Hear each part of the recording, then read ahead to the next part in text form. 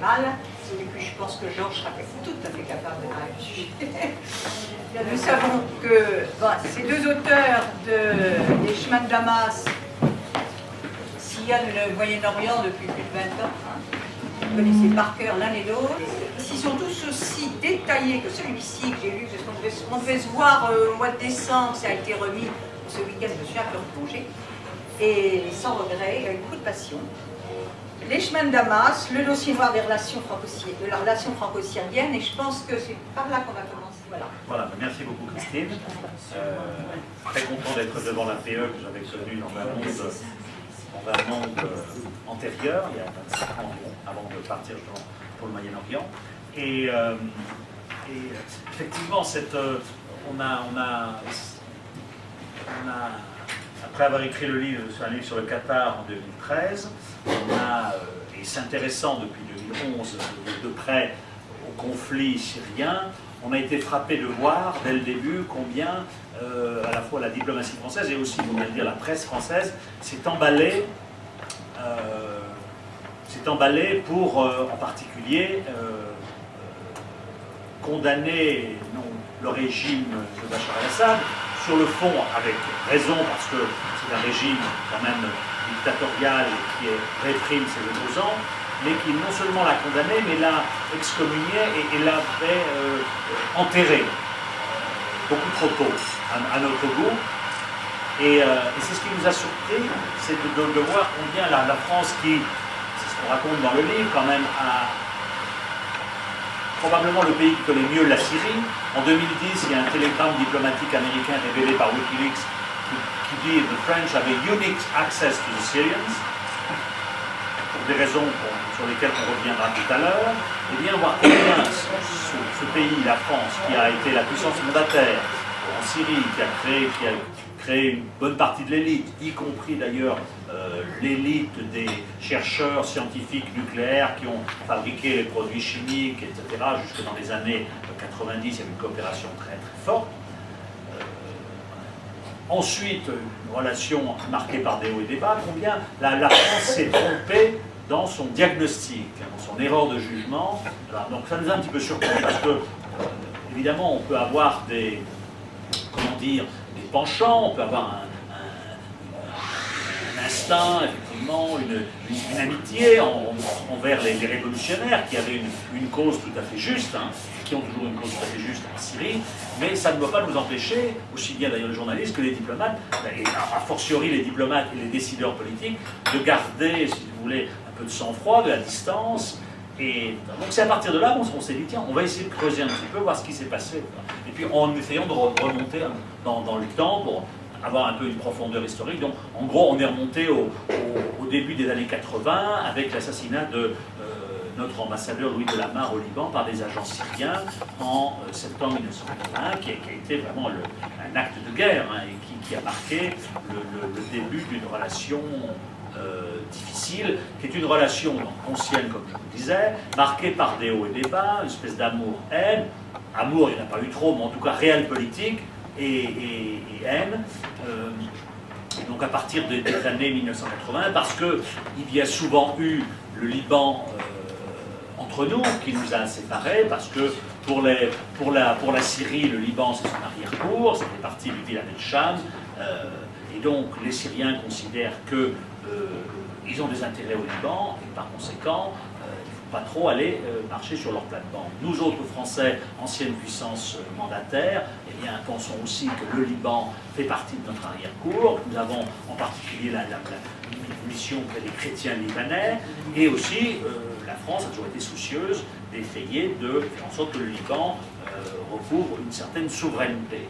Et c'est dans ce sens, d'ailleurs, qu'elle a aidé beaucoup, évidemment Jacques Chirac, Rafik Hariri, et là aussi, donc, on s'est exposé, on s'est heurté aux Syriens sur le Liban. Mais ce qu'on a trouvé, et ce qui caractérise un petit peu ces 40 années de relations franco-syriennes, c'est beaucoup d'émotions côté français face à un régime qui est un monstre froid, vous savez, qui a des intérêts, qui a des lignes rouges, qui l'expose à ses partenaires, y compris aux Français. On a une préface du général Philippe Rondeau, dont on avait beaucoup parlait dans l'affaire Clearstream, etc., qui connaît les Syriens sur le bout des doigts, dont le père avait créé justement le Maktab al-Thani, le bureau des services de renseignement syriens, lorsque la France était puissance mandataire. Donc Philippe Rondeau, qui est quelqu'un que je connais assez bien, nous a eu la gentillesse, c'est sorti de son silence, pour nous faire une préface et qui nous donne les clés de compréhension et d'action de ce régime syrien. Action chez lui, vis-à-vis de ses opposants, action en dehors de ses frontières, au Liban notamment, et aussi à l'égard de ses partenaires. Et il dit clairement, voilà, c'est un régime qui a toujours considéré qu'il y a des lignes rouges, et une des lignes rouges, effectivement, c'était notamment le Liban. Et donc c'est un régime qui expose ces lignes rouges, qui les communique à ses partenaires, et qui dit bien, effectivement, si jamais vous dépassez ces lignes rouges, eh bien, vous aurez des petits problèmes. C'est ce qui s'est passé en 80, notamment avec l'assassinat de Louis de Lamare, qui était vraiment un acte de guerre quand même, quand un ambassadeur est assassiné par des agents d'un pays, etc., c'est presque un acte de guerre. Donc, et il y avait aussi, de la part de la France, à cette époque, qui voulait soutenir Yasser Arafat, qui voulait le faire sortir des griffes israéliennes. Bon, il y a eu des messages qui avaient été envoyés par les Syriens, qui à l'époque pratiquaient la diplomatie terroriste, qui avaient déjà bombardé l'ambassade de France, qui avaient kidnappé 2-3 personnes. Autant de messages que les services de renseignement français, qui à l'époque étaient assez faibles, en dépit d'une présence sur le terrain ancienne, n'avait pas vraiment intégré. Et donc, le seul un petit peu, le président qui a, entre Mitterrand, Chirac, Sarkozy, Hollande, le seul qui ait fait montre un petit peu de réel politique à l'égard des Syriens, c'est justement François Mitterrand qui, 3 ans après l'attentat de septembre 81 dans le ambassadeur, va à Damas. Il va à Damas alors que ce voyage est controversé en France, critiqué par un certain nombre à la fois de politiques, de journalistes, etc., parce que trop tôt, et il y va avec l'idée que, ou bien on fait la guerre aux Syriens, mais on n'a pas les moyens, ou bien on leur parle.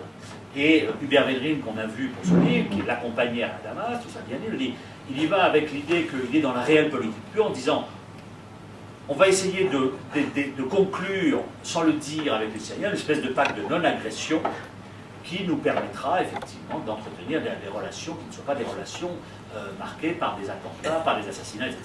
Comme le font d'ailleurs les Américains avec Kissinger, qui était, entre parenthèses, un admirateur d'Hafez el-Assad. Donc c'est dans ce sens-là que François Mitterrand va à Damas, et effectivement, il y a une espèce de malentendu, mais quand Hafez el-Assad lui dit, droit dans les yeux pendant l'entretien, il lui dit « mais vous ne me prenez pas pour un terroriste ?»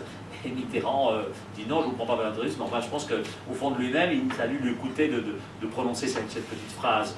Et effectivement, Assad parle du rôle culturel de la France, voilà, et Mitterrand, lui, avait parlé du rôle politique.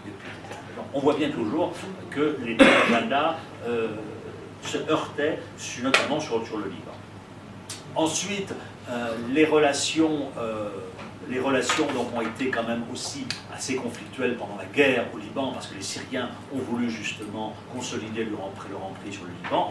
On raconte notamment toute la crise qui a précédé le départ du général Aoun, qui était considéré comme un akrout, comme l'appelait Hafez el-Assad, c'est-à-dire un macro, et donc ils ont tout fait pour le faire partir, et ils l'ont fait partir d'ailleurs grâce aux Français qui sont allés l'exfiltrer, le général Rondeau qui allait le chercher, mais au terme d'une crise, c'est là où on voit où finalement à l'époque la Syrie était soutenue par les Américains qui considéraient qu'Aoun en avait trop fait, qu'il était devenu un empêcheur de tourner en rond, et avec une espèce de green light des Israéliens qui autorisait l'aviation syrienne à faire ce qu'elle voulait au Liban, sur un pays sur lequel les Israéliens pouvaient avoir aussi leur mot à dire.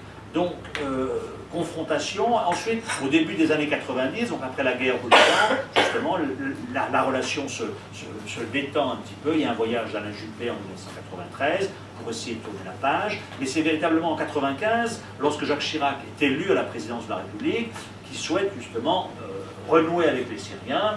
Il envoie un message en disant voilà, maintenant on veut être amis avec eux. Et l'année d'après, d'ailleurs, c'est en 1996, lorsqu'il y a une confrontation entre Israël et le Hezbollah au sud du Liban, la France, grâce à l'appui syrien, parvient à jouer sa carte et à entrer dans la résolution finale de ce conflit à l'époque. Et d'un côté, vous aviez Warren Christopher, du département d'État américain, qui négociait, qui était en tournée avec des côtés israéliens, et Hervé de Charette, qui lui, grâce à l'appui syrien, et bien ensuite la France a pu participer à la mise en place d'un mécanisme de sécurité régionale qui intégrait non seulement Israël, le Hezbollah, la Syrie, mais aussi en backup l'Iran. Donc les relations sont très bonnes. On a l'impression qu'il y a un petit état de grâce entre voilà. Chirac et Hafez el-Assad, et ensuite, donc en 1994, Bassel, qui est l'héritier, se tue au volant de sa voiture en janvier 1994, et donc l'héritage, la succession est perturbée, et Hafez el-Assad fait revenir de Londres son fils Bachar, qui étudiait l'ophtalmologie, mais qui n'était pas du tout fait pour le pouvoir, et donc Bachar change de fusil d'épaule et devient un peu l'héritier. Et donc, sur avis d'ailleurs de Rafik Hariri, qui à l'époque était ami avec les Syriens, et c'est là où on voit, on en reparlera, l'influence démesurée qu'avait Rafik Hariri sur Jacques Chirac. Jacques Chirac se dit, à la fin des années 90, donc 97-98, un peu comme je fais avec Mohamed VI au Maroc, je vais cornaquer un petit peu Bachar el-Assad, je vais devenir un petit peu son tuteur, comme ça ce grand dadé là qui ne connaît rien, bon voilà, je vais en faire un peu très bien exprimé, mon filleul. Et donc il l'invite à Paris, etc. Et puis donc le 10 juin 2000, Hafez el-Assad meurt, et donc Bachar est propulsé président de la République. Jacques Chirac est le seul chef d'État occidental à aller aux obsèques d'un dictateur. Là encore, ça suscite quelques remous en France, mais Chirac y va plus pour adouber Bachar que pour rendre hommage à Hafez el-Assad. Et donc à partir de là, il y a une espèce de ligne de miel, encouragée par Rafik Hariri, qui avait été Premier ministre au Liban, et donc Bachar el-Assad, jeune type qui arrive, avec quelques velléités de réforme. On parle à l'époque du printemps de Damas, il y a des intellectuels qui se réunissent dans des salons, etc. Ça commence un petit peu à parler, critiquer, etc. Bon. Le problème, c'est que Bachar el-Assad est faible, et il y a la vieille garde, et notamment les services de renseignement qui sont l'État dans l'État en Syrie, c'est dans l'État caché, l'État profond. Et bien, rapidement, les services, la vieille garde, dit à Bachar, ça suffit tes histoires de liberté, de démocratie, etc. Il referme les robinets, et donc là, le régime se calme, se durcit, et alors qu'en parallèle, la France avait envoyé des hauts fonctionnaires pour réformer l'administration syrienne, on a quand même formé la seule ENA hors de nos frontières, c'est en Syrie, l'Institut national de l'administration. On avait envoyé aussi des hauts fonctionnaires pour réformer l'administration syrienne, etc., qui est un travail colossal. La Syrie, c'est un petit peu la Corée du Nord, hein, donc si vous voulez, pour dépoussiérer une administration comme ça a mis du temps. Bachar, on a vu d'ailleurs justement les hauts fonctionnaires français, l'ancien patron de la SNCF, Bertrand Pêcheur, etc. Bachar était sincèrement convaincu de la nécessité de réformer, mais les autres disaient, mais attention, à un moment donné, les services de renseignement, ils vont vous dire, non, je vais y arriver.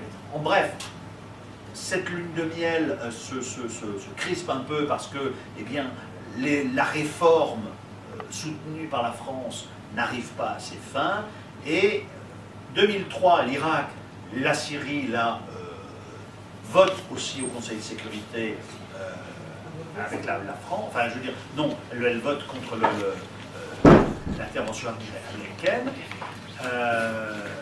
mais c'est à partir de 2004, si vous voulez, que Jacques Chirac se rend compte que, certes, il a gagné en popularité en défendant la non-intervention française en Irak, la non-intervention américaine en Irak, parce que pas cautionnée par les Nations Unies, mais il se rend compte à l'automne 2003 que les États-Unis en Irak sont 40 000 hommes, et bien que la situation, les Américains sont sur le terrain pour un certain nombre d'années, donc il faut changer de pied. Et la réconciliation franco-américaine se fera sur le dos de la Syrie pour faire sortir les Syriens du Liban, parce que poussés notamment par Rafik Hariri.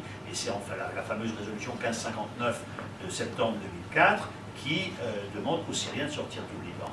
Donc là, les Syriens, Bachar al-Assad ne comprend pas que Jacques Chirac, avec qui il avait fait un ami avant, aussi bien pour la réforme à l'intérieur que sur la guerre en Irak, il était partenaire. Là, Bachar al-Assad ne comprend pas que Chirac l'abandonne, etc. Donc, il se crispe, et puis il y a ces vagues d'assassinats de dirigeants anti-syriens au Liban, qui sont imputés au service de renseignement syrien, avec février 2005, celle l'assassinat de Rafik Hariri, qui là vraiment c'est la rupture, et pour Jacques Chirac c'est vraiment la perte d'un ami, de son frère, de son financier, de celui qui aujourd'hui est encore son propriétaire. Et donc là, on a retrouvé des citations de Jacques Chirac, on voit que là Jacques Chirac est mu par l'instinct de vengeance, et qui va lui faire perdre complètement le sens des réalités, et il dira dans la bouche, il dira dans les Rice, le régime syrien s'étant retiré du Liban quelques semaines après, effectivement c'est une victoire, le régime syrien ne pourra pas supporter de vivre sans le Liban, parce que le Liban c'est la vache à lait de la Syrie, etc. Donc laissons, c'est même pas la peine de pousser le régime syrien, il va tomber de lui-même. Donc on voit que Jacques Chirac est complètement à côté de la plaque dans son analyse sur la Syrie, parce que c'est un homme qui est blessé, en plus il pensait qu'à travers Rafik Hariri c'est lui qu'on voulait visser, donc là il est mu par un instinct de vengeance. Et donc il y aura ensuite le tribunal spécial sur le Liban qui sera créé exceptionnellement sur insistance française, etc. Et il y aura effectivement probablement participation des services de renseignement syriens à l'assassinat de Rafik Hariri, mais on ne trouvera jamais la preuve. En plus, l'enquête sera rapidement, comment dirais-je, elle sera rapidement dévoyée par des manœuvres des partisans de Rafik Hariri au Liban qui vont soudoyer des faux témoins et qui vont être ramenés en France grâce à la DGSE, etc. Donc ça va ternir l'image de l'enquête. Et finalement, les Syriens vont se retrouver en disant, nous, à partir du moment où l'enquête est menée judiciairement, ça va, mais si elle est politisée comme elle l'est actuellement, nous, on n'en veut pas, etc. C'est le message qu'ils feront passer justement après à Nicolas Sarkozy, qui lui, quand il est élu en 2007 en France, eh bien, il fait comme il a fait sur le plan, il pratique la rupture, et donc il va rompre avec l'ostracisme pratiqué par Chirac à l'égard de la Syrie. Alors, Sarko avait raison de rompre avec cet ostracisme, parce qu'il était un ostracisme qui touchait, qui était viscéral chez Chirac. Mais Sarko fait du Sarko, c'est-à-dire qu'il va, lui, trop vite et trop loin. Et donc, il va, vous vous souvenez, le 14 juillet 2008, il va finalement inviter Bachar el-Assad à venir sur les Champs-Élysées. Bachar el-Assad va se retrouver le roi du monde sur les Champs-Élysées, et certains de ses ministres vous ont même dit on ne pouvait pratiquement plus lui parler parce qu'il se prenait les yeux sur terre. Et donc, c'est là où Sarko commet une erreur, c'est d'aller trop vite, avec un régime, avec un monstre froid, avec lequel c'est donnant. C'est d'ailleurs sur cette ligne-là que les Américains sont, et on raconte d'ailleurs une conversation entre Sarko et Obama après 2008, où Sarko tente de vendre Bachar el-Assad à Obama, et Sarko, lui, c'est l'ambassadeur de France qui assistait à la rencontre, Pierre Vimont qui nous l'a raconté. Sarko dit à Obama, regarde ce jeune type, il faut lui faire confiance, il est jeune, il est étudiant en Bretagne, il parle un peu le français, il a une jolie femme, elle est avocate, il a une belle montre, etc. Et Barack Obama lui répond, yes, Nicolas, it's very interesting what you said, but we have a different analysis. Et en sortant, Sarko dit, est-ce qu'il ne prend pas, c'est indécis. Voilà, les Américains, eux, sur le registre donnant. Alors, donnant, ça voulait dire quoi? Ça voulait dire justement, la Syrie a toujours eu cette capacité d'aider les services de renseignement occidentaux dans la lutte antiterroriste. Au milieu des années 2000, après l'intervention américaine en Irak, vous aviez déjà des jeunes Français, des Saoudiens et d'autres qui allaient en Irak et qui passaient par la Syrie. Que faisaient les Syriens? Eh bien, au début, ils ont joué un double jeu, puisque les Américains voulaient un petit peu les avaient mis sur la blacklist. Donc, ils les surveillaient, ils laissaient passer certains, ils encourageaient même certains à aller en Irak. Ceux qui mouraient là-bas, très bien, et ceux qui revenaient, eh bien, ils les arrêtaient et ils disaient à la CIA et aux Français, regardez comment on lutte bien contre le terrorisme. Mais cela étant, ils ont rendu beaucoup de services, ils ont remis à peu près 2000 étrangers aux différents pays concernés entre 2005 et 2010, avec des variations, hein. C'était toujours une politique à double sens, enfin à double jeu. Quand ça servait bien leurs intérêts, ils durcissaient leur politique, mais ils ont arrêté par exemple Boubacar Al-Hakim, qui est un copain des frères Kouachi, la filière des buts de Chaumont, qui était allé en Irak, et à son retour, il a été arrêté, les services syriens. Donc, à partir de 2008, justement, avec de lune de miel entre Sarko et Bachar, eh bien, cette lune de miel se traduit par une lune de miel aussi entre services de renseignement, notamment Bernard Squarcini, patron de la DST, Ali Mamlouk, patron des renseignements syriens, et qui vont vraiment collaborer ensemble. Il y a un s'appuie sur les fils secrets de la coopération sécuritaire. Les Syriens vont demander du matériel pour pouvoir surveiller les entrées à partir de l'Irak. Squarcini va essayer d'améliorer la sécurité personnelle de Mamlouk. Et donc il y a une vraie... Les services réparent aussi des conneries que font les Français au Liban lorsque ils envoient en 2000, ça c'était en 2007, après la guerre de 33 jours, vous vous souvenez, entre Israël et le Hezbollah, Chirac et Ali Omari, qui est ministre de la Défense, mettent en tête, et l'état-major à Paris, d'envoyer des chars Leclerc contre le Hezbollah, qui n'est pas vraiment une idée très, très bonne. Et donc, si vous voulez, les villageois, évidemment, poussés par le Hezbollah, disent non, les chars Leclerc avec les chenilles, ça ne va pas du tout, ça, donc comment, hein? Et donc, les services, les Syriens sont mécontents, etc. Donc, il faut envoyer Squarcini à Damas pour dire aux Syriens, vous en faites pas, on va changer les chenilles, on va remiser les chars Leclerc, on envoie aussi Alain Chouet, voir Chernat Nasrallah pour réparer cette bêtise. Autre bêtise commise par les Français, je crois que c'était en 2009 ou 2010, le contingent français de la force intérimaire des Nations Unies au Liban n'a plus de balles, et donc à l'état-major à Paris, on envoie des balles, mais qui sont des balles israéliennes. Et donc les militaires français reçoivent des balles, quand ils voient le sigle en hébreu, ils se disent d'où ça vient ce nom? C'est pareil, on envoie de nouveau, et ça ce sont les chefs de service, les renseignements qui vont jouer ce rôle un petit peu d'apaiser les tensions. Lorsqu'en 2010 aussi, j'avais sorti l'histoire, la France organise la reconstitution du crime de trafiquerie à Capsieux dans le sud-ouest là. Les Syriens sont furieux parce que justement ils avaient obtenu de Jacques Chirac, de Nicolas Sarkozy, qu'il n'y ait plus de politisation de l'enquête. Que le processus judiciaire est en cours, ça va, parce que ou c'est eux qui ont fait le crime avec d'autres, mais ils ont établi suffisamment de barrières et de coupe-feu de telle sorte qu'on ne saura jamais. Mais ils disent, si jamais, là vous repolitisez l'enquête, vous reconstituez l'assassinat, etc. Donc là c'est pareil, on renvoie. Alors Claude Guéant, qui était l'interface entre les services français, entre la France et la Syrie, est obligé d'aller à Damas, d'envoyer un message, c'est le Quai d'Orsay, c'est le ministère de la Justice en France qui, très anti-syriens, ont voulu faire plaisir, etc., aux Libanais, et donc, calmez-vous, vous inquiétez pas, tout ça, c'est de la démonstration et du show-off. Donc bref, il y avait une relation sécuritaire qui marchait bien. Alors évidemment, les diplomates, eux, étaient assez mécontents parce que ça passait dans leur dos, mais il y avait une lutte antiterroriste qui fonctionnait bien. Et là, on voit bien, après ce qui s'est passé il y a un mois à Paris, que certaines voix, Claude Guéant, Squarcini, Lelouch et d'autres ont dit, pour aller récupérer Ayad Boumedienne, est-ce qu'il ne faudrait pas renouer avec les services syriens pour qu'ils partagent du renseignement, etc. On révèle dans le livre qu'à l'automne 2013, alors qu'on est en pleine guerre contre la Syrie, une guerre à la fois verbale, mais aussi une guerre, je dirais, sur le terrain, parce qu'on est des rebelles, etc., on envoie deux délégations, une de la DGSE, une de la DCRI, pour aller voir le général Ali Mamlouk pour lui dire est-ce que vous ne pourriez pas nous aider à les listes, etc.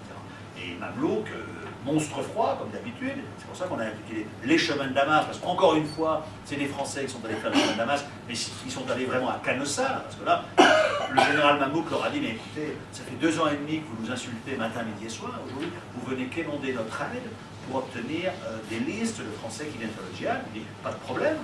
Alors il faut rouvrir votre ambassade, il faut renouer les relations diplomatiques. Et donc, ça veut dire quand même que ce débat, aujourd'hui, il est réactualisé par ce qui s'est passé en France. Et je pense que, je pense que c'est une question qui n'est pas, à laquelle évidemment les pouvoirs publics n'ont pas répondu encore. Et Manuel Valls, lui, est plutôt sensible à cet argument parce qu'il vient du ministère de l'Intérieur. À l'automne 2013, lui avait poussé pour cette délégation, cette visite, alors que Laurent Fabius, lui, qu'il est vraiment obsédé. Il est obsédé par l'Iran et par la Syrie. L'autre jour, au vœu, on sentait, chaque fois qu'on l'a interrogé là-dessus, il est obsédé parce que c'est le cœur, il a personnalisé le combat. Et donc, si vous voulez, et puis ça tient à l'histoire, l'Iran, les attentats de 85-86, la Syrie alliée de l'Iran, etc. On raconte une anecdote justement, Bertrand Pêcheur, qui était envoyé en 2003 pour aller réformer l'administration syrienne par Jacques Chirac, qui retourne en 2008 lorsqu'il y a de nouveau la lune de miel.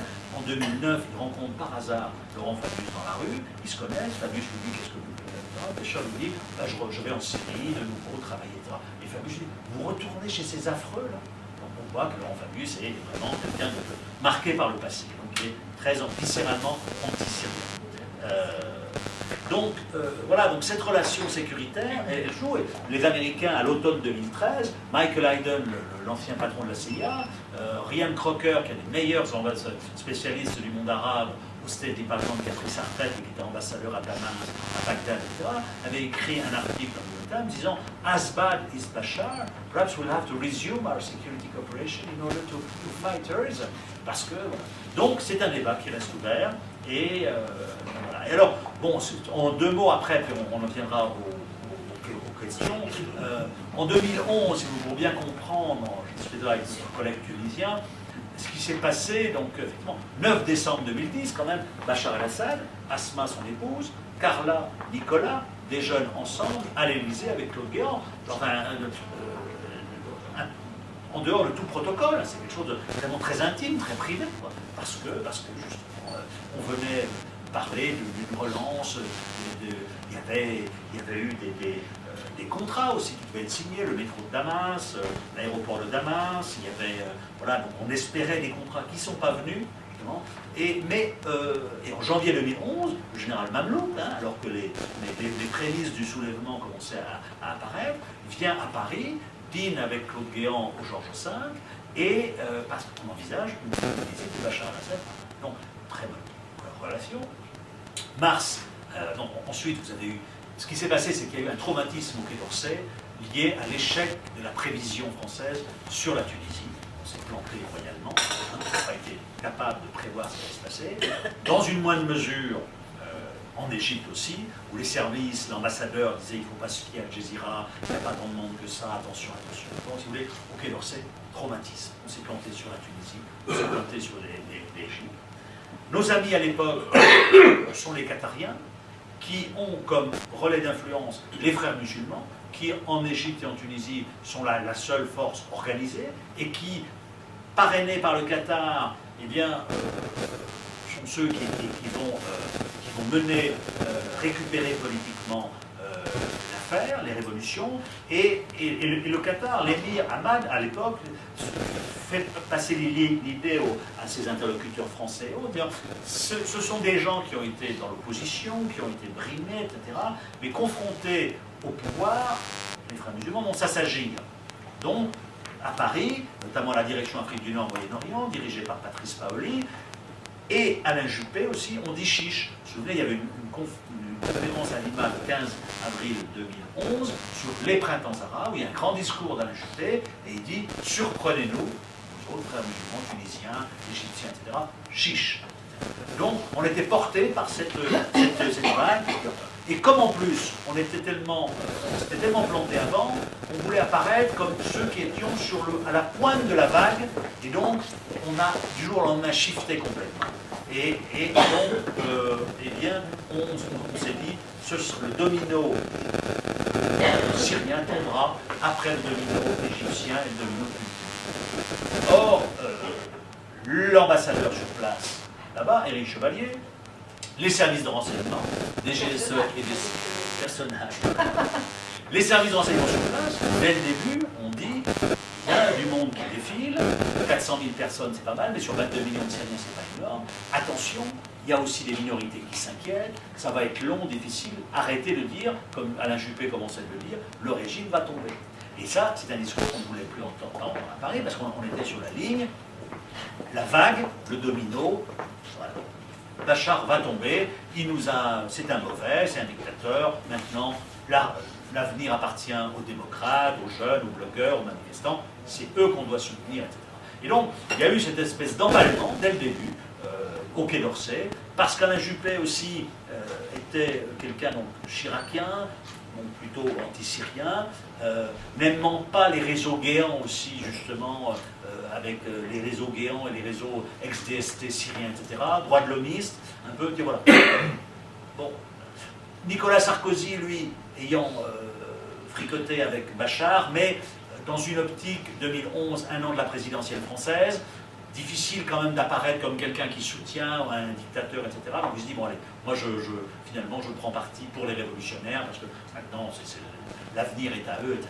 Et donc Claude Guéant se retrouve seul, et donc lui il pense qu'il aurait fallu, et c'est aussi notre avis, avec les Russes, et probablement avec les Iraniens, et avec d'autres, ceux qui avaient les moyens de convaincre Bachar al-Assad, aller le voir pour lui essayer de lui faire comprendre qu'il devait agir, tout en lui garantissant à la fois sa survie pour lui et pour sa minorité, les Alaouites, qui sont menacés de mort aujourd'hui par les islamistes radicaux.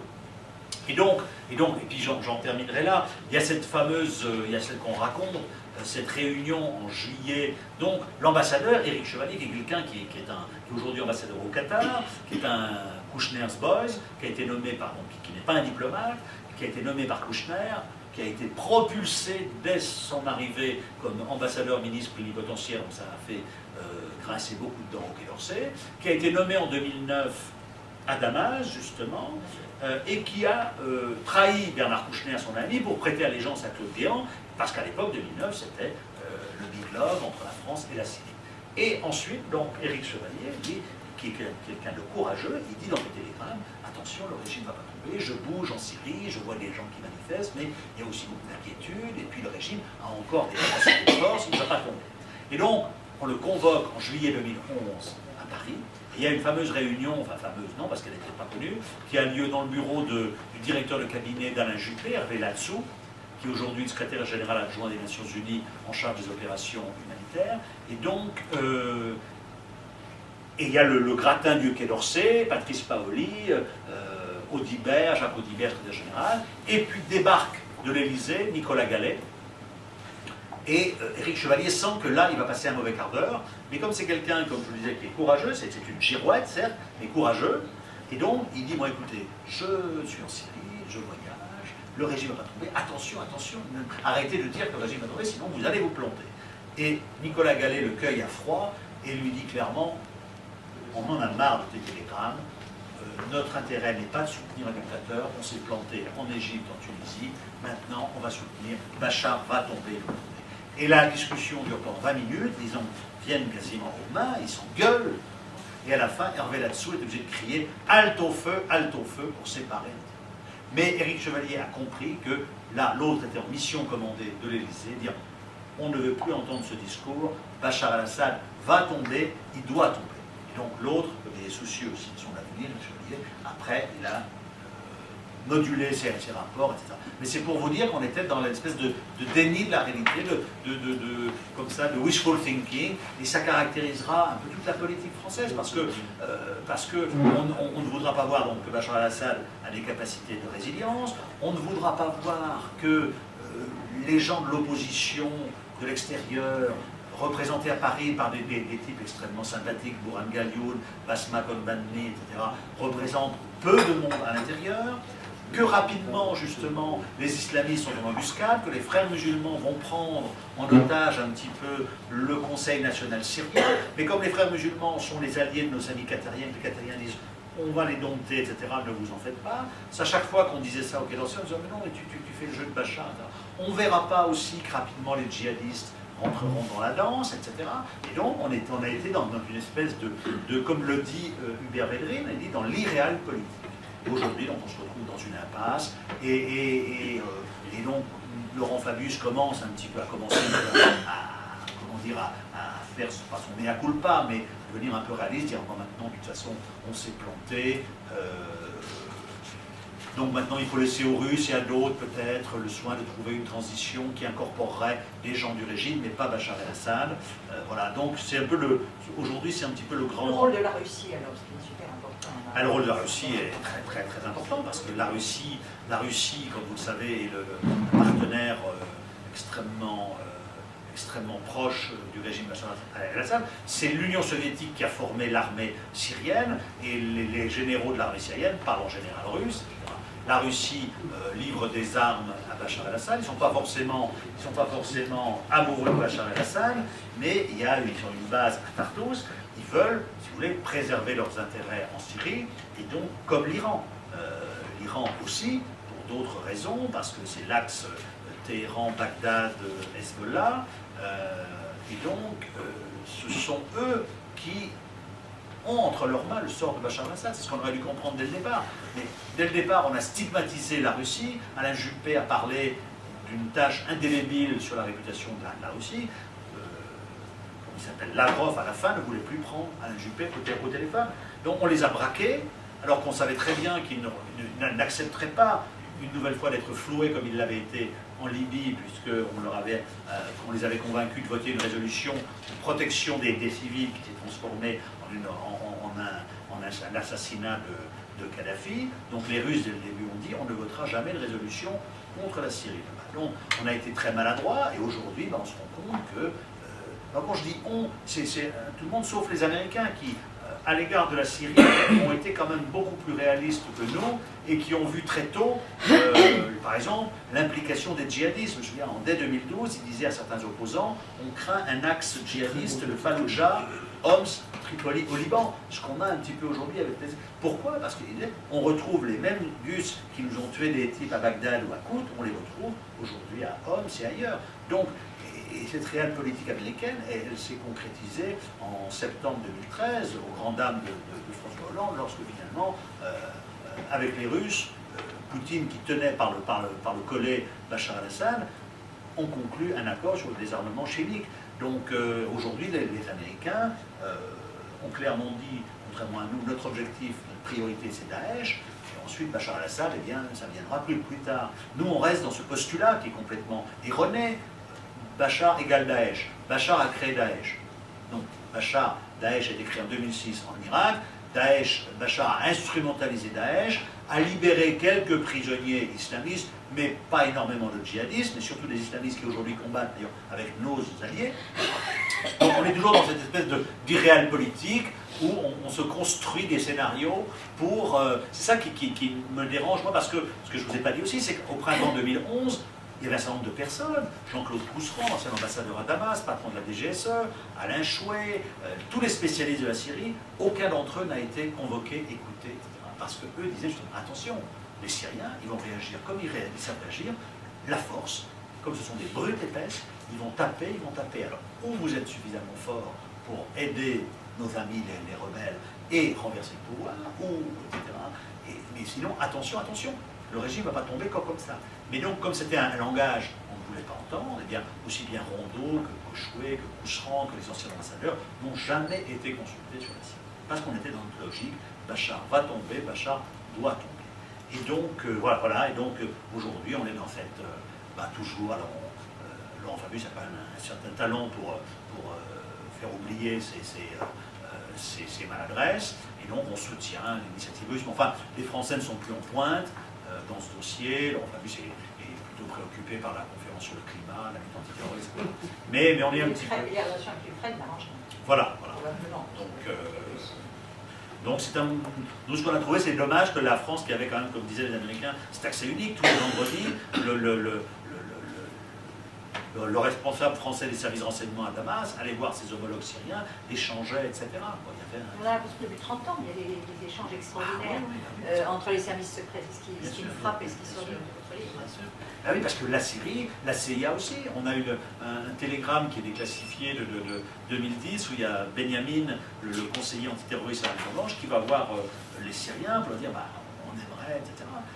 Parce qu'on a des ennemis communs. Alors, on diverge sur le Hezbollah, sur le Hamas, mais on a des ennemis communs qui sont Al-Qaïda, travaillons ensemble. Et comme les Syriens, et donc on a le verbatim de ce que dit Ali Mamlouk à Benyamin. Il dit oui, nous, vous savez, nous, on doit mener cette guerre avec vous, mais on doit la mener parce qu'on est meilleur que vous. Pourquoi? Parce qu'on a réussi à infiltrer ces groupes. Et on les a infiltrés, et on ne tue pas, mais avant, on traite la vache, si je puis dire, on soutient l'information, et à la fin, s'il faut, on tue. Donc c'est nous qui devons... Et c'est ce rôle-là que les services ont toujours joué, mais ils nous ont permis d'éviter, à nous, aux Américains aussi, un certain nombre d'attentats, parce qu'ils ont leurs mains un peu partout, etc. Ça fait 30. C'est pour ça aussi que dès le début, moi j'étais extrêmement prudent, je disais attention, ces gens-là, ce sont des professionnels de l'infiltration, ils vont infiltrer les groupes rebelles, etc. Donc attention, ou vous êtes très fort, et vous allez réussir à faire tomber le régime, mais je ne croyais jamais que le régime tomberait sans intervention extérieure ou sans coup d'État.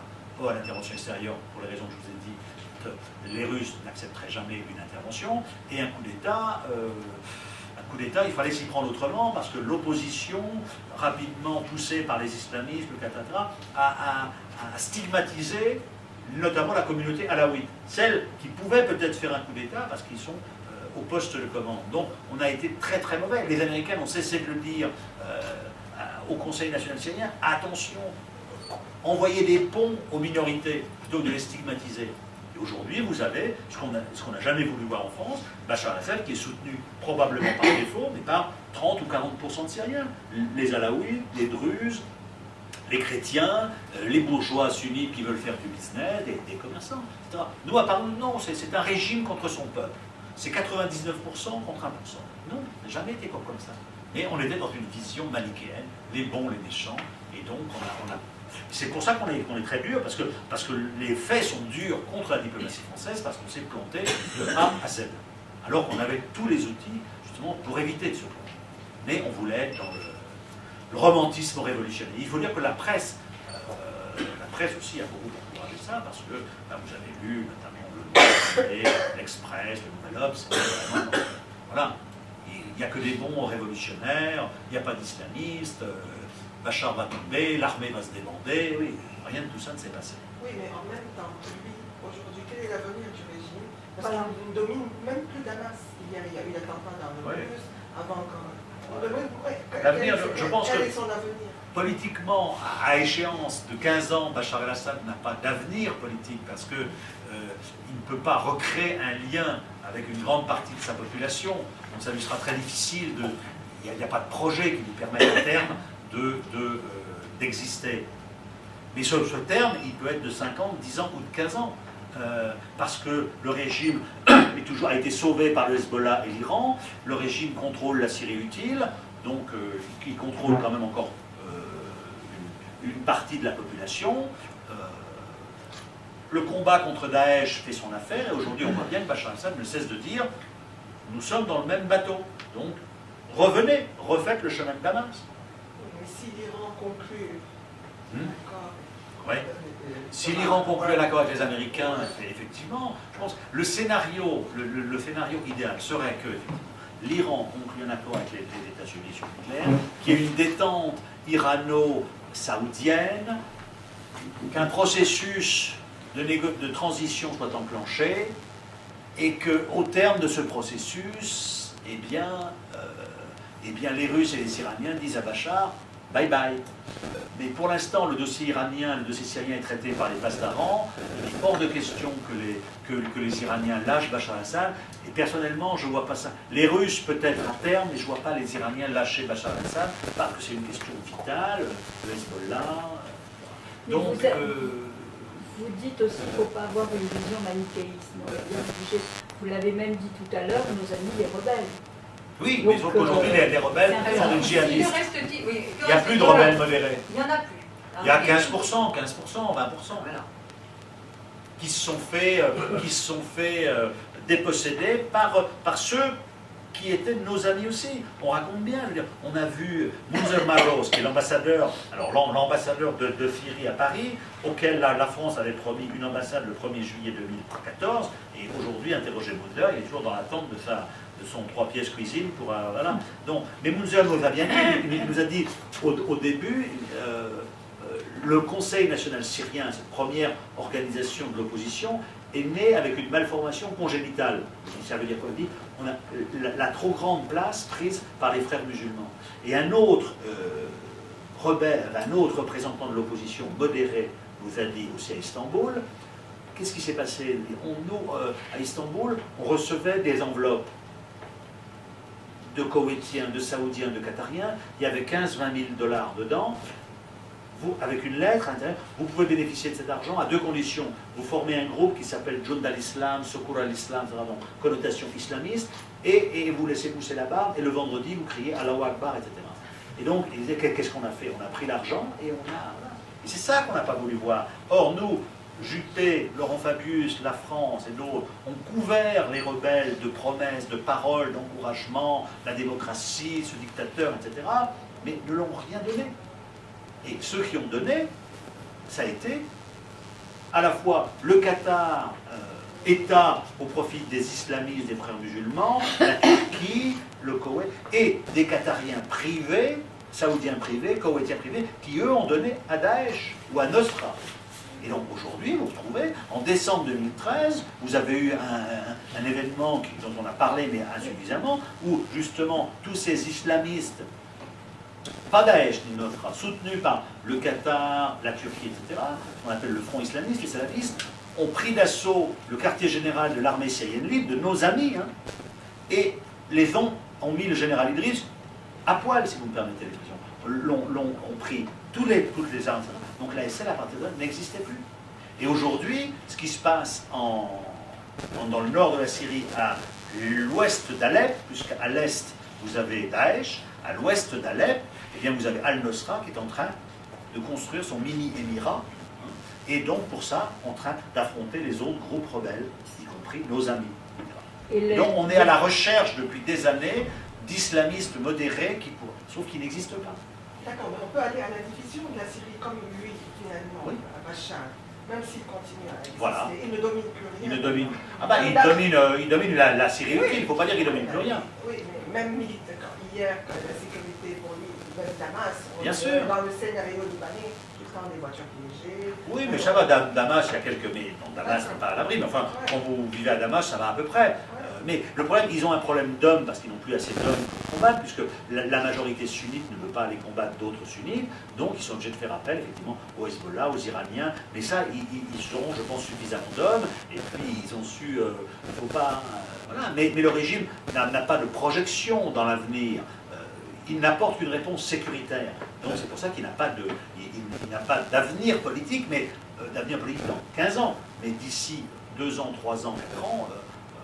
moi, je ne parierais pas sur une chute de Bachar. Effectivement, s'il y a un scénario optimiste, etc., mais je doute que on traite avec l'Iran et en contrepartie, on dise aux Russes et aux Iraniens, tu nous lâches Bachar. Non, je crois que ça va. Les Iraniens ne renonceront jamais à avoir en Syrie un pouvoir qui leur soit ami, comme le Hezbollah, parce qu'ils savent ensuite que sinon, c'est eux qui sont sur la liste. Le Hezbollah au Liban, s'ils ont un pouvoir sunnite radical à Damas, ils savent qu'ils sont sur la liste. On voit déjà que la guerre est importée au Liban, parce qu'il y a le Hezbollah qui combat aux côtés de Bachar al-Assad, et en riposte, en représailles, Al-Nosra, Daesh, qui commet des attentats suicides, etc.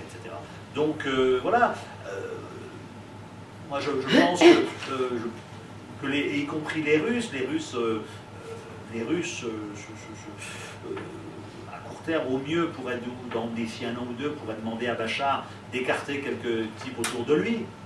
Mais lui demander de partir, vous savez, il faut le faire. En plus, il y a qui pour remplacer Bachar Voilà, c'est ça. Ça, il n'y a pas de solution. On n'a pas d'alternative.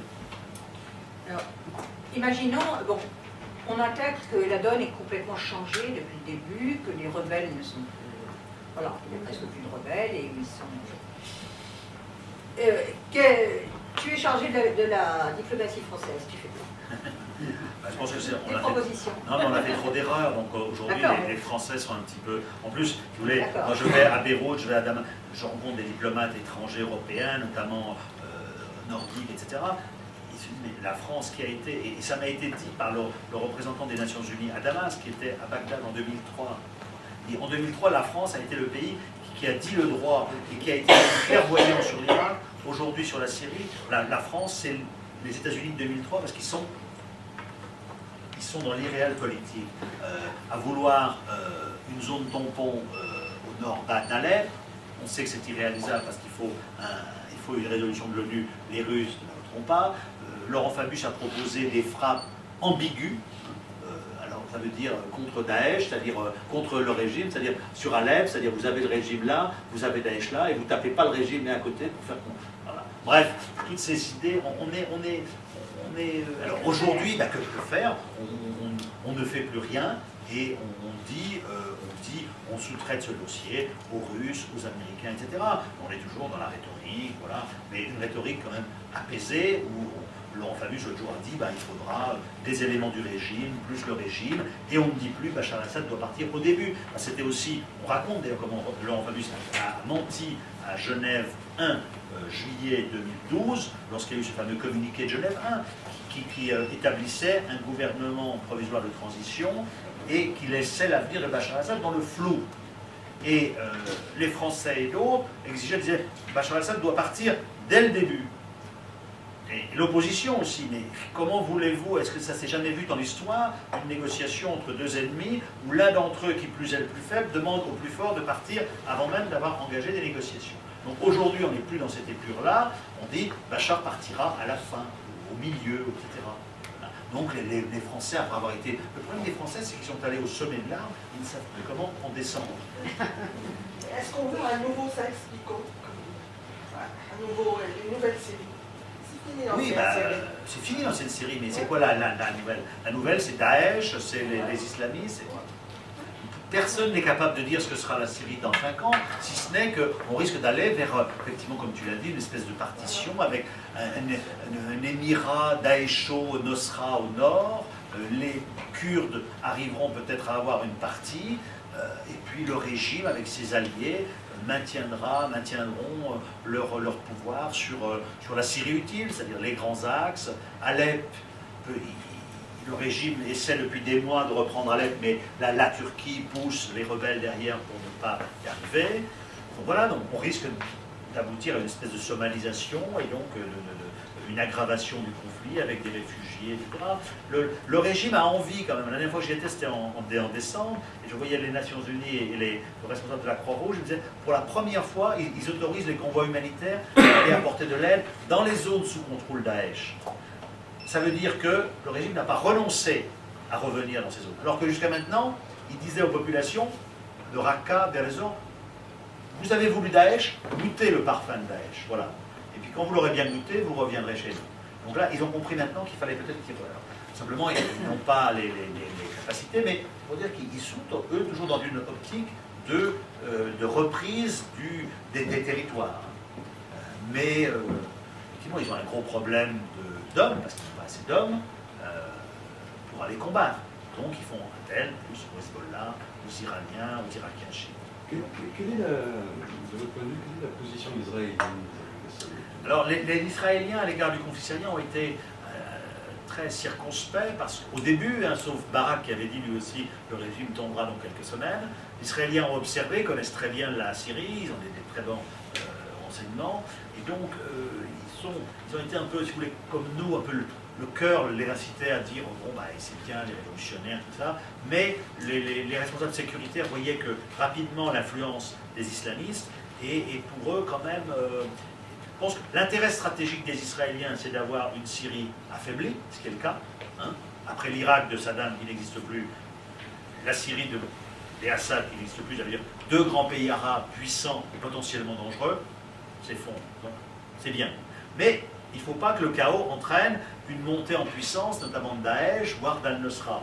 Et Daesh n'est pas au sud, mais Al-Nusra est au sud. Ils ont conquis déjà Quneitra, et donc ce qui amène les Israéliens à vouloir créer une espèce, sans le dire, une espèce de zone tampon sur le Golan pour éviter d'avoir en face d'eux des mauvais rebelles. Et ils soignent les bons rebelles, certains disent qu'ils donnent des armes à d'autres rebelles, donc les Israéliens veulent sécuriser leur frontière. Donc c'est ça l'intérêt des Israéliens, je crois, c'est d'avoir, ne pas avoir une menace djihadiste à leurs frontières. Et donc pour ça, eh bien, c'est un peu essayer de refaire ce qu'ils ont fait peut-être au sud du Liban dans les années 80, en créant une espèce de milice pro-israélienne. Voilà. Est-ce que les... Pensez-vous que la France parie toujours, ou croit toujours dans les frères musulmans, soit en Égypte, soit en Syrie? Et une autre question, je voulais savoir, à votre avis, comment Daesh a été construit? Je pense que la France sur les frères musulmans a quand même, si vous voulez, a quand même réalisé que, à la faveur de l'entêtement de Morsi, qu'ils s'étaient quand même beaucoup trompés et que les frères musulmans ont raté une occasion historique, justement, en Égypte, de conquérir le pouvoir, de gérer un pays. Les relations avec le Qatar sont moins bonnes qu'avant, parce que les Français se sont rendus compte que le Qatar avait un double jeu, en Libye toujours, en Syrie, etc. Mais d'un autre côté, si vous voulez, il y a le discours sur les révolutions arabes, sur la démocratie, sur les élections. Les Français ont eu du temps avant de considérer que Sisi était vraiment le nouveau patron de l'Égypte. Donc, mais je crois quand même qu'il y a l'espèce d'aura frères musulmans qui était forte, au printemps 2011 au Quai d'Orsay, justement. Patrice Paoli était un petit peu le chantre de cet islam politique, a diminué maintenant, parce qu'en plus, nos alliés, saoudiens et autres, et les Égyptiens, les Émiriens, eux, cassent des islamistes, et donc, je pense que la position de la France, c'est quand même... Les États-Unis. L'Angleterre, je pense surtout. Et les États-Unis, ils ont reçu la semaine dernière une délégation des frères musulmans. Oui, je pense qu'ils sont toujours sur cette ligne. Il faut intégrer les frères musulmans. Alors, les Français sont assez contents de voir qu'Endarta en Tunisie, justement, est un peu plus réaliste, etc. Mais, et puis sur Daesh, Daesh a été créé en 2006, en Irak. Et Daesh, si vous voulez, ce qui fait la force de Daesh, en Irak notamment, c'est cette alliance entre la tête, Abou Bakr al-Baghdadi et les autres, des vrais salafistes djihadistes, et puis le know-how, le savoir-faire des anciens généraux, Mukhabarat de Saddam, etc., qui ont été convertis au djihadisme pendant leur passage en prison à Kanbouka dans les années 2003, 2005, 2006, et qui se sont convertis au djihadisme là. Et c'est cette alliance entre le savoir-faire militaire de ces types qui ont combattu l'Iran, les chiites, les Kurdes, donc qui sont capables de mener des opérations, et puis le radicalisme islamiste de Abou Bakr qui fait cette... Et puis aussi le fait que Maliki a eu une politique pendant à partir de 2010 complètement stupide et très sectaire contre les sunnites, et donc les sunnites irakiens, ils se désengageront de Daesh lorsqu'ils auront la certitude qu'ils seront intégrés de nouveau au pouvoir à Bagdad. Et Al-Abadi est meilleur de ce point de vue-là que Nouri al-Maliki, mais les milices chiites, vous avez vu ce qui s'est passé encore la semaine dernière dans un village à l'est de l'Irak, commettent encore des massacres. Donc si vous voulez, quand vous habitez un village sunnite qui est libéré par l'armée irakienne, so-called army, et qu'en fait c'est les milices chiites, et ensuite après ils viennent vous décapiter 70 types, vous dites, entre Daesh sunnites qui sont nos frères et les miliciens chiites qui sont des hérétiques, etc., je choisis encore les Daesh. Donc Daesh a encore un terreau encore sur lequel il peut prospérer, prospérer en tout cas survivre. Voilà. Et donc, à partir de 2006, il y a eu effectivement l'État islamique qui a connu ensuite quand même qui a été sévèrement, après l'assassinat de Zarqawi, et puis en 2011, vous connaissez, ils ont profité de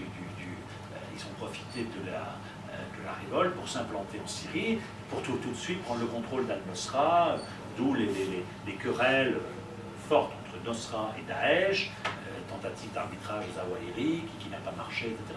Et Daesh est dans une... il ne peut pas y avoir un Daesh bis ou des groupes rebelles qui soient à côté de lui. Donc voilà, et le régime syrien effectivement a libéré rapidement des islamistes. Il y a très peu de djihadistes, il y a peut-être Abu Khaled al-Souri, sinon a libéré pas mal de salafistes, comme il s'appelle, qui est patron du Jaish al-Islam, dont la place forte est à Douma, Zahran Alouche, qui est un un type stipendié par les Saoudiens, Aïssa Cher, etc. dans le nord, etc. Donc le régime, effectivement, a instrumentalisé, a joué, parce que c'est la politique syrienne, c'est la guerre. Il fallait en être conscient aussi, ça. Et c'est pas le régime qui a créé la... Le régime a épargné Daesh pendant un certain temps, et fait effectivement, parce qu'il s'est dit, mais voilà, vous avez voulu faire la révolution, vous allez vous retrouver avec des affreux barbus. Et ça, c'était facile à anticiper de la part d'un régime comme le régime syrien. Donc le régime a aidé Daesh, etc., mais il ne l'a pas créé. Oui. Quelle est votre réponse concernant les gens qui disent, il y en a un parti qui dit que Daesh, c'est made in USA? Oh ben non, alors, c'est la Muamara, c'est la théorie du complot. Alors. Non, alors c'est vrai que, non, je veux dire, c'est vrai qu'avec Daesh, l'industrie de l'armement américaine va prospérer, etc. Enfin, oui, effectivement, ça c'est bien. C'est vrai qu'avec Daesh, mais made in USA, non, il ne faut pas tomber dans le parler de ça. Alors moi je voulais juste, Allez-y. juste maintenant, avec la nouvelle politique saoudienne, on parle La nouvelle politique saoudienne. Voilà, comme vous avez dit. Alors on dit que le nouveau roi, la nouvelle politique n'est pas anti-frère et que ça se sent dès maintenant en Égypte. Oui, Depuis une semaine, tu veux dire? Depuis, oui, dans le décès du roi, et quand même Al Jazeera a changé de ton, C'est-à-dire de nouveau elle condamne Sisi. Voilà, de nouveau, voilà. bah, il faut lui donner le temps. Non, mais ce que je constate en Arabie Saoudite, quand même, c'est que justement, l'élément important, Salman, le fils, Moukrim, mais surtout le passage à la deuxième génération avec Mohamed bin Nayef, qui est l'homme des Américains, et c'est l'homme de l'antiterrorisme, des liens avec la CIA, et c'est lui qui a tordu le cou à Al-Qaïda en Arabie Saoudite. Et je pense que les Saoudiens sont toujours sur cette optique-là, parce qu'ils savent très bien qu'ils ont joué avec le feu entre 2011 et 2013. Bandar bin Sultan, qui était patron des renseignements, avait plus ou moins promis au roi du feu, roi Abdallah, tu me donnes 6 mois et je te dézingue Bachar el-Assad. Donc ça voulait dire des alliances, de l'argent à des gens qui ne méritaient pas d'en toucher, les djihadistes. Et après, ça les revenait. Donc il y a plus de 2000 Saoudiens qui sont en Syrie, et ceux qui vont revenir, eh bien, ça va poser des problèmes au régime saoudien, comme ils ont eu en 2004-2005. Donc moi je pense qu'on est toujours dans une... voilà, que le Qatar, Al Jazeera, je sais pas, c'est un petit peu trop tôt encore pour voir s'il y a une... Si, elle a changé de ton. Non, peut-être, mais est-ce que c'est lié à l'Arabie Saoudite? Je ne pense pas. Il y a une nouvelle politique, il y a une bande d'Al-Saoudi. Oui, mais la nouvelle politique saoudienne, si on tord le cou aux islamistes, l'Égypte, tu as vu, a déclaré la branche militaire du Hamas terroriste, l'Arabie Saoudite soutient à bout de bras l'Égypte, ils sont sur cette ligne-là, parce que le régime saoudien est entouré d'ennemis de toutes parts. Daesh, qui n'est pas très loin de sa frontière avec l'Irak, les houthis yéménites chiites au sud, donc les Saoudiens ont peur. Mais pourquoi ils ont laissé tout le terrain aux houthis, par exemple, au Yémen? Qui? Les Saoudiens. Non, ils ne l'ont pas laissé, mais ce qu'il y a, c'est que ces dernières années, il y a eu un peu, comme là, avec la maladie du roi Abdallah, les Saoudiens sont moins intervenus au Yémen. Et effectivement, ils ont laissé, la place à d'autres, et les houssistes, avec Aliab de la Saleh qui a retourné sa veste pour revenir au poids. C'est une alliance conjoncturelle entre l'ancien président et les houssistes, mais elle existe. Mais les Saoudiens sont tétanisés voilà, parce qu'ils ont des ennemis tout autour d'eux. Donc ils ont clairement maintenant affiché la couleur. L'ennemi, c'est les frères musulmans, etc. Donc le Qatar, lui, continue de jouer un peu. Est-ce que les événements de Paris ont une quelconque influence? Sur quoi? Sur justement les bons et les gentils, les méchants. Est-ce que la vision du monde a un peu changé? En France, je pense un petit peu, oui. C'est ça, oui. Quand même. Et dans le monde, pas du tout. Dans le monde aussi. Ouais. Oui, mais nous, je pense qu'on était... Justement, nous, on avait peut-être une vision... comment dire...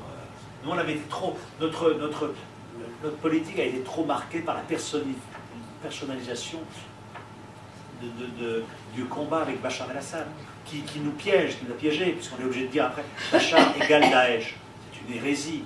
Bachar n'égale pas Daesh. Bachar effectivement est accusé de crimes contre l'humanité, etc.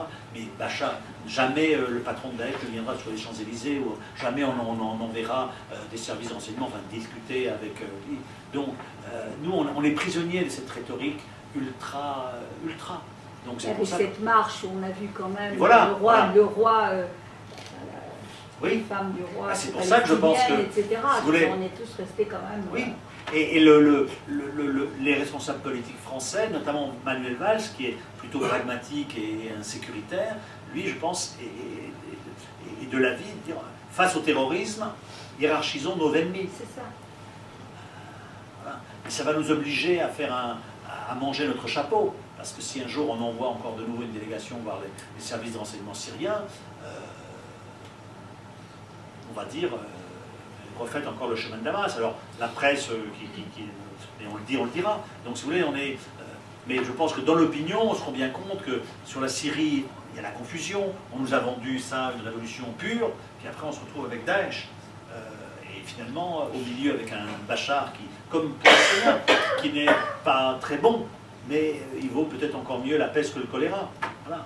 Donc je pense qu'il pourrait y avoir pas pour renouer politiquement avec Bachar, parce que c'est impossible, mais en tout cas pour renouer la coopération sécuritaire.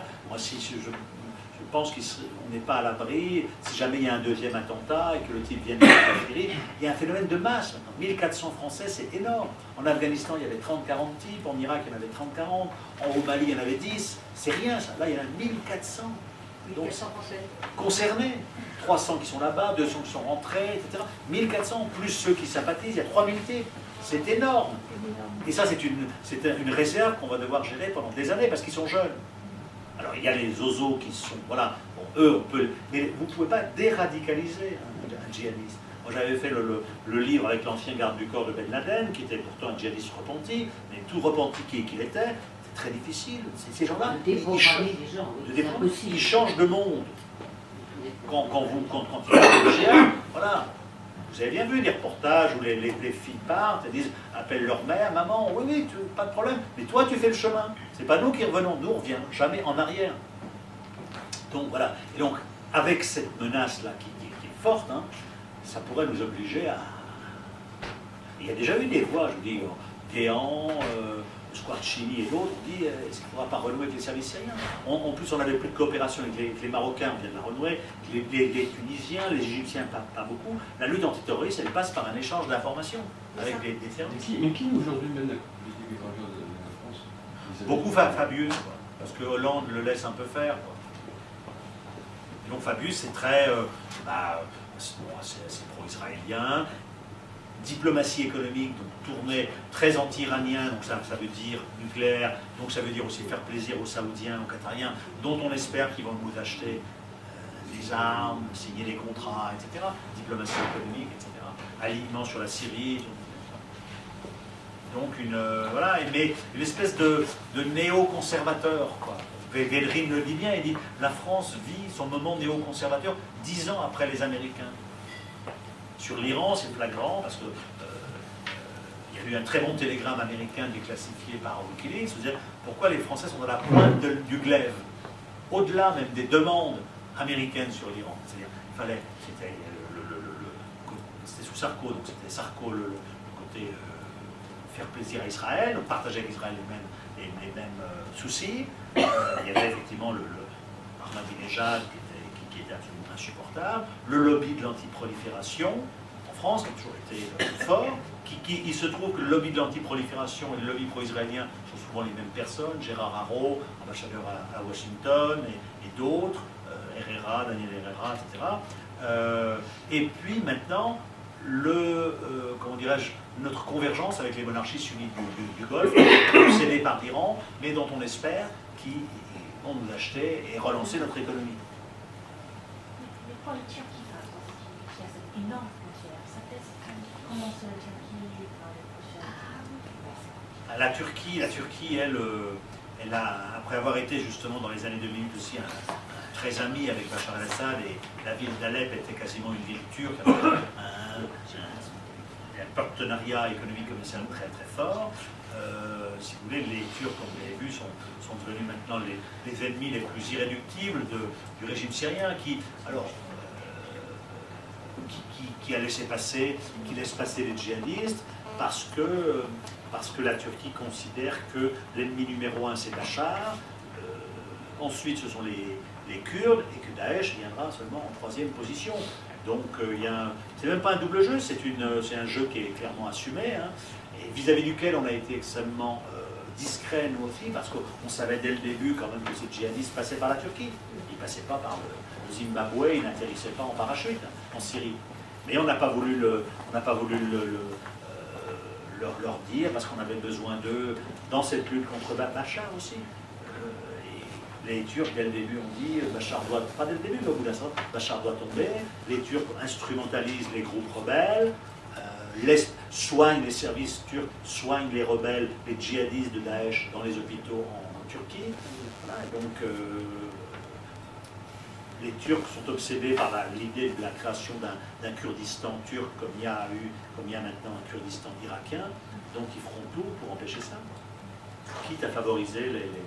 Ces 1400 djihadistes, si vous voulez, est-ce qu'il est préférable de les laisser revenir insensiblement en France et de s'occuper individuellement, cas par cas, de ces individus, ou bien de les déchoir de la nationalité et de ne plus jamais les accepter en France? Qu'est-ce qui est préférable? Mais c'est très difficile de déchoir la nationalité, je crois.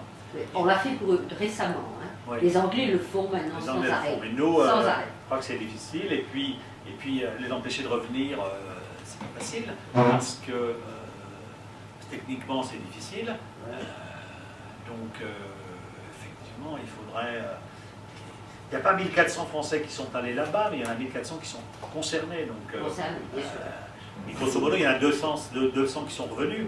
Alors parmi ces 200, il y en a peut-être, je sais pas, à mon avis, il n'y en a que 40, 50 qui sont des durs. Voilà. C'est déjà beaucoup. Ça suffit. Oui. Plus 1500 en France qui sont concernés, qui sont intéressés, qui sont sympathisants. Donc il faut un traitement à la fois sur place là-bas, et puis ici, quoi. Et dans les prisons, alors. Et dans les prisons, oui. Ouais. Vous pensez que c'est seulement 1700 sympathisants? C'est chez les chiffres qui donnent, 3000 en tout. Et la France en a mis Au-delà des 1500. mal. Il y a 10 ans, il y en avait. Ah ben non, je vous dis, il y a 10 ans, en Irak, il y en avait 30. C'est ça. Et les Syriens, justement, nous les chopaient de temps à autre quand ils voulaient nous faire plaisir. Ou Bakr al-Hakim et d'autres, comme ils faisaient, oui. Comment ça se fait que la Turquie qui soutient les frères musulmans jusqu'au point de lancer... L'AKP, c'est un succursale des frères musulmans. Ce sont leurs amis, ce sont leurs partenaires. Ils sont très proches des Qatariens. Donc c'est une fraternité de combat. Sacré bouleversement. Donc voilà. Et puis je pense qu'ils ont peur aussi, comme ils savent que chez eux il y a des cellules djihadistes, s'ils les affrontent trop, ils pourraient en subir les conséquences tôt ou tard, quoi. Voilà. Est-ce qu'on soutient vraiment les Kurdes? Ah non, lesquels Kurdes? Syriens ou Irakiens? Parce que les Kurdes syriens, on les a jamais soutenus. Oui. Moi, je voyais Saleh Mouslim quand il venait, souvent, on les soutenait pas, les Français, puisqu'on disait les Kurdes, finalement, c'est des agents de Bachar, ils sont entre les deux. Et puis après, on s'est dit, Kobané, tout ça, on va les soutenir. Non, parce qu'on était toujours dans cette vision, si tu as encore, comme ils ont chez eux, encore quelques portraits de Bachar, les Kurdes ont dit, nous, ni Bachar, ni les rebelles. Qui évidemment les ont pris en grippe dès le début, puisque ils ne sont pas arabes, en plus ils ne sont pas islamistes, il y a des femmes, etc. Et donc, nous autres à Paris, on disait, Khaled Issa, le représentant kurde, n'était jamais vu par le Quai d'Orsay, et Saleh Mouslim l'a été depuis 4 mois.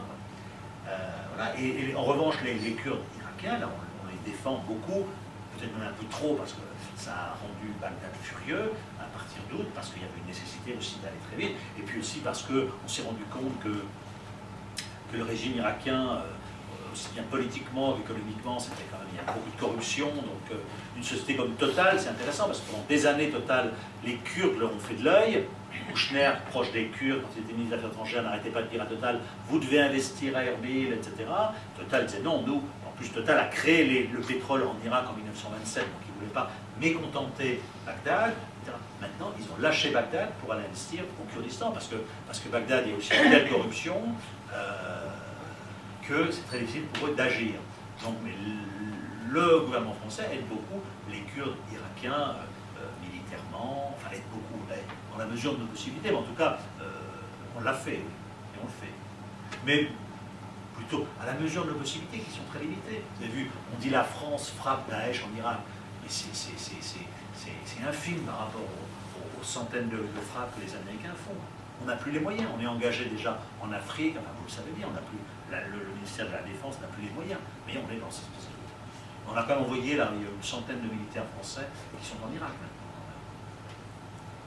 Et donc, à la faveur de cette crise, la France a remis le pied en Irak, parce qu'avant, jusqu'à l'été, jusqu'au printemps 2014, les relations étaient exécrables, notamment Maliki, qui est un type absolument têtu, et qui avait en plus, il y avait des sombres histoires avec un journaliste de France Culture qui avait fait des conneries, il avait été emprisonné, plus le régime de Maliki avait emprisonné un Irakien qui travaillait à l'ambassade de France, et donc les relations étaient exécrables entre la France et le gouvernement irakien. Et là, à la faveur de la crise avec Daesh, les Français ont réussi à revenir sur le devant de la scène. Donc, voilà. Une autre question. En dehors de la proximité des Chinois avec les Russes au Conseil de sécurité, est-ce qu'il y a, quand vous êtes allé à Damas, est-ce qu'il y a une présence chinoise par rapport à ses propres musulmans en Chine? Est-ce qu'il y a un intérêt de la Chine en Syrie? En Syrie, pas trop, je crois. Pas trop. Il n'y a pas une... non, les Chinois sont très présents. En Iran, très présents. Les Iraniens n'aiment pas trop les Chinois, mais n'aiment pas trop la technologie chinoise parce qu'elle est défaillante. Mais ont dû faire appel aux Chinois et aux Malaisiens, etc., pour compenser la fermeture des portes du marché occidental. Mais en Syrie, c'est surtout l'Iran, l'Irak chiite, la Russie qui est présente. Comment voyez-vous l'avenir proche en Syrie, comme vous ne croyez pas du tout, à la chute de Bachar, etc. Qu'est-ce qui va se passer?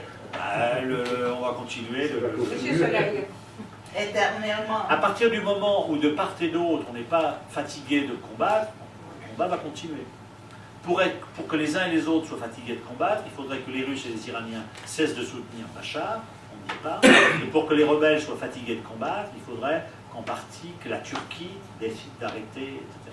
Est-ce que c'est tout à fait exclu qu'il va y avoir quand même malgré tout un genre d'intervention de l'extérieur?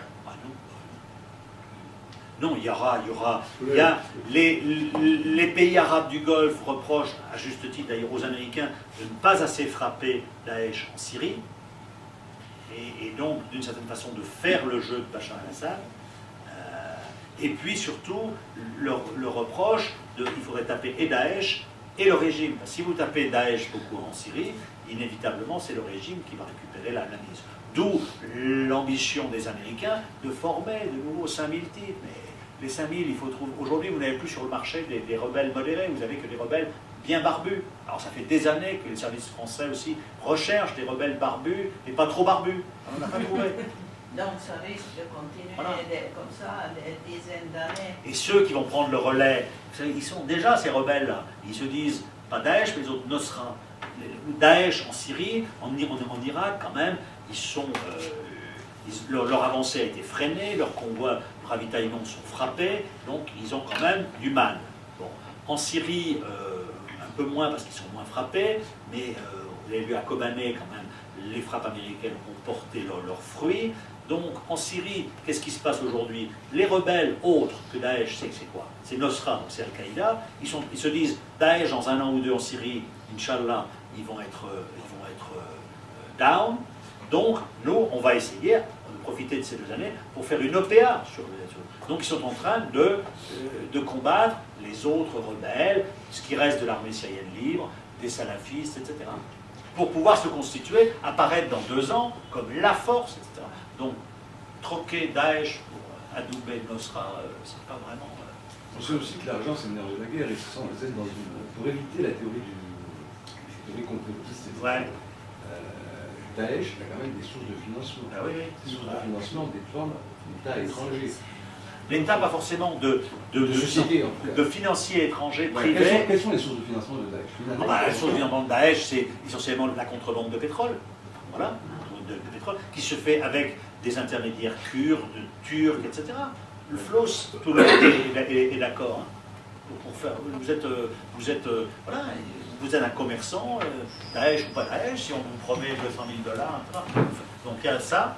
Alors maintenant, ils en ont moins parce que le pétrole, le baril baisse, et puis ils ont frappé quand même un certain nombre de raffineries, etc. Deuxième source de financement, c'était les fonds privés qui venaient du Golfe. Hein. et qui sont venus tout le temps sans interruption, contrairement aux autres. C'est pour ça que Daesh a pris du poids, parce qu'ils ont eu constamment, eux, des armes et du flous. Donc par qui? Par qui? Par des privés qatariens, saoudiens, koweïtiens, beaucoup. Alors la question qu'on peut poser quand même, c'est est-ce que les autorités de ces pays faisaient suffisamment pour contrer ces mouvements? Je pense que non. Et alors sous pression américaine et occidentale, maintenant, ils commencent. Mais les Saoudiens ne veulent pas tordre le cou aux ONG caritatives, etc. Parce qu'ils savent très bien. Et en Irak, ça va... Quand vous êtes Bandar bin Sultan, le chef des services de renseignement saoudien, c'est pas vous qui allez financer, mais vous fermez les yeux sur l'ONG de Mahmoud à côté qui va là. Et puis vous l'infiltrez.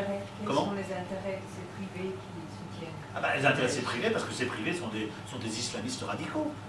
L'Arabie, le Saoudien moyen ou le Qatarien de base, il est wahhabite, il n'est pas social-démocrate. Hein. Donc il défend ses copains. Il n'y a pas de frontière entre la prédication et le... Oui. Vous avez la zakat, vous avez, voilà, faites l'aumône, allez donner $10 pour combattre les musulmans qui souffrent. Alors tout le monde a compris, quoi, les musulmans qui souffrent, etc. Quoi. Alors, et ça, justement, les autorités saoudiennes, qatariennes et koweïtiennes ont longtemps été trop complaisantes.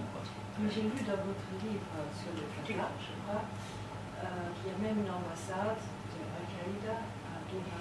Non, pas d'Al-Qaïda, il y a eu l'ambassade des talibans. Il y avait une représentation talibane. Oui, parce que les talibans... Donc voilà. Et les chrétiens de ces régions Les chrétiens ont... des chasses. Les chrétiens... Oui, non, Et mais les ma chrétiens question. du Le Moyen-Orient restera-t-il? regrettent les dictateurs, hein, c'est terrible à dire, mais c'est vrai que... Ils se trouvent en France et en Suède, etc. Ils sont Oui. déjà partis. Les chrétiens irakiens ont beaucoup payé depuis la chute de Saddam Hussein. Il y en a, je crois, 500 000 qui sont partis à l'étranger.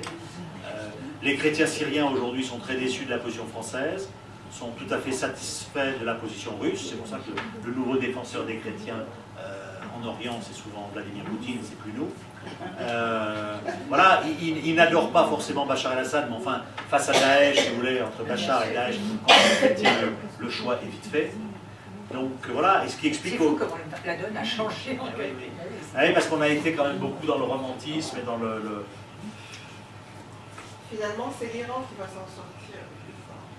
Je pense, oui. Mais on aurait dû le voir depuis longtemps. L'Iran, c'est un vrai État. L'Iran a effectivement une capacité de nuisance hors de ses frontières. Les Américains leur ont rendu un service énorme en dégommant leur ennemi Saddam Hussein. Et voilà, et l'Iran veut se sanctuariser. Et en Irak, ça va être pareil qu'en Syrie.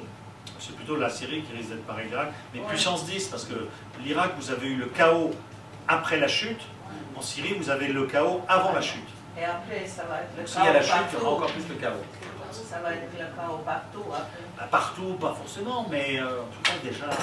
Non, je pense quand même que Daesh, mais ça va prendre du temps avant que je pense que ça prendra 1 an ou 2 avant qu'ils arrivent quand même à presque neutraliser Daesh. Mais Daesh, comme me disait c'était un Syrien à Beyrouth, au fond de chaque sunnite, Syrien, Irakien ou Libanais, il y a un peu de Daesh. Parce que le sunnite irakien, il se sent floué par les chiites. Le sunnite syrien, il se sent floué, brimé par les pseudo-chiites que sont les alaouites au pouvoir. Et le sunnite libanais se sent floué, brimé par les chiites, le Hezbollah, qui sont plus forts qu'eux. Donc, ça exprime aussi Daesh, comment dirais-je, une frustration chez les sunnites. Donc, le traitement, il est d'abord politique, et il viendra des sunnites irakiens. Mais les sunnites irakiens, en 2007, les Américains en 2006, après avoir commis beaucoup d'erreurs, ont compris qu'il fallait payer les tribus où les gens, comme ceux qui nous avaient enlevés, se faisaient massacrer par Daesh, et donc il fallait les payer pour aller taper l'Al-Qaïda. Ça a marché.